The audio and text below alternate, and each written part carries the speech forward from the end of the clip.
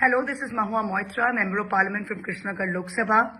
On this International Women's Day, March 8th, I extend my heartfelt greetings and congratulations to all women in Bengal, in India and across the globe.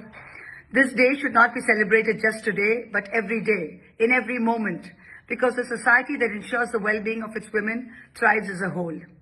Women in West Bengal take pride in their achievements, and under the leadership of Srimati Mamata Banerjee, our Honorable Chief Minister, Bengal has witnessed a transformational shift through groundbreaking women-centric welfare programs.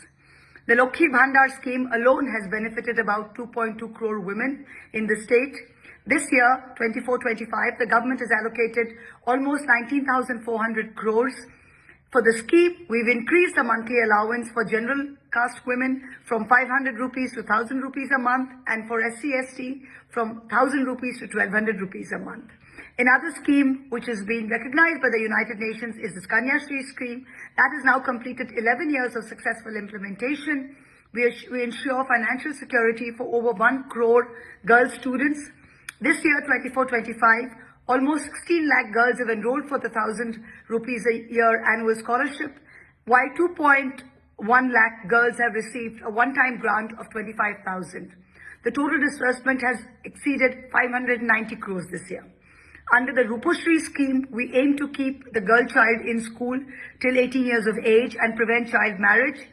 Almost 2.08 lakh women have received assistance from the state with a total allocation of over 500 crores.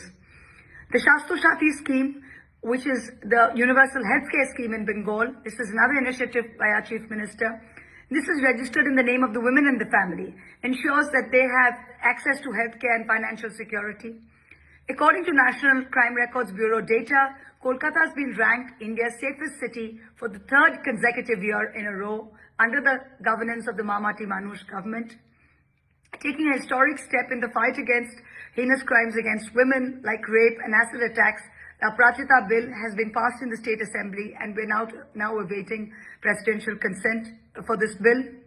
Again, I congratulate all women on this historic day, and let's hope that we make every day Women's Day going forward. Thank you.